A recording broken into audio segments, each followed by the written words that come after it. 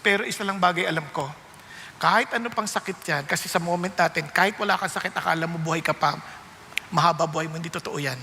Hindi natin hawak ang buhay natin. But somehow the song reminded me, you are immortal until your mission is done. Yun lang sinasabi ng Diyos. Are you following? Bakit sabi sa katabi mo, alam mo, immortal ka hanggat ang mission mo hindi tapos. Okay? Hanggat hindi tapos ang mission mo. Ayaw nyo maniwala. Ngayon, yan ang sabi. Pwera na lang na kung si mission ng Diyos sa'yo. Pwede ba yun? Oo, pwede. Kasi, naalala mo si Ananias at saka si Sapphira. May problema sa Sapphira. Naalala mo?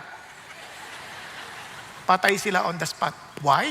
Because they lied against the Holy Spirit. They lied to the Holy Spirit. Naalala nyo? Now, what's the point of all this singing? Again, as we are to worship God in spirit and truth, this singing is actually a manifestation of the reality of the Holy Spirit. Tingnan nyo sabi ni Jesus, now on the last day, the great day of the feast, Jesus stood and cried out saying, if anyone is thirsty, all of us, we are thirsty for something. Minsan hindi lang natin alam kung ano. And sabi ng Lord, but you cried out saying, if anyone is thirsty, let him come to me and drink.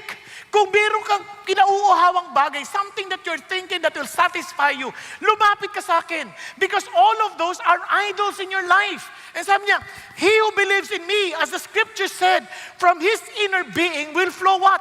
Rivers of living water. Hindi ka na mauuhaw. Bakit? Ito'y mag-uumapaw from the innermost being. Ito'y nag-uumapaw sa'yo. And this is about what? He spoke of the Spirit, whom those who believe in Him were to receive, for the Spirit was not yet given, because Jesus was not yet glorified. And now that Jesus Christ rose again from the dead, and He was glorified, look at what God says. Sabi ni Paul, be filled with the Spirit. Anong epekto? You're speaking to one another in psalms, in hymns, in spiritual songs, singing, and making melody with your heart to the Lord. Diba? Amazing. Always giving thanks for all things in the name of our Lord Jesus Christ to God, even the Father. Tingnan niyo pa epekto. And be subject to one another in the fear of Christ. Now, dun pa lang sa awitan, you will be filled with singing, with songs, with melody from the heart. Hindi sinasabi ng Diyos, hindi ka kumakanta for yourself. You are singing to the Lord. Amen po? Ang audience natin, si Lord. Hindi ako marunong kumanta. So what? To the Lord, yung ang tunog lang ng puno, papuri na sa Kanya eh. Yung pang boses natin, di ba? Boses palaka. Yung palaka nga, pagsamba sa Diyos eh. Di okay lang kayo, pantay lang? Nakukuha niyo ibig sabihin? Walang pinagkaiba. The howling of the wolves, lahat ng yan ay papuri sa Diyos. Making melodies. Look at the words, always giving thanks. Kaya alam mo, if you're filled with the Holy Spirit, lagi kang nagpapasalamat. Lagi kang nagpupuri sa Panginoon Diyos. Kaya nga nakakatuwa kanina, kwento ni Pastor Peter, yung sa Nigeria, yung sinusunog. Sabi ng pastor, let us thank the Lord. Nasunog na yung kanilang lugar, yung kanilang church building. Let us praise the Lord. Why? Unang-una, we did not fight against the Muslims. Kahit ginawa nila sa atin ito. Hindi tayo nakipag-away sa kanila. Tapos pangalawa, hindi nasunog ang church. Nasunog lang ang building. Pero yung church, buhay pa din. Tama? Pangatlo, sabi niya, hindi nasunog ang bahay niyo. Bahay ko lang. Pagpuri tayo sa Panginoon Diyos. Nakakatuwa. Alam niyo, pagka punong-puno ka ng Espiritu ng Diyos, lahi ka mapagpasalamat. Yung iba tao, they just came from the ministry. Puro reklamo. Paglabas pa lang, ang hirap naman lumabas dito, ang traffic. Hindi magpasalamat ka, may kotse ka.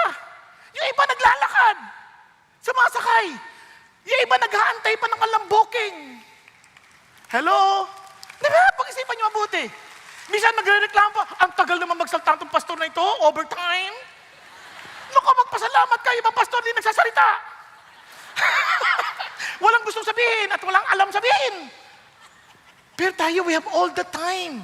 We are praising and worshiping the Lord. You know you're filled with the Spirit because you're filled with thanksgiving, full of songs And look at the words, be subject to one another. Kawawa, ibang praise and worship team. Hindi dito hindi sa service na to. Kawawa, let us praise the Lord. Raise your hands. Come on, let's dance to God. Labanan na nila lahat. Tas yung congregation.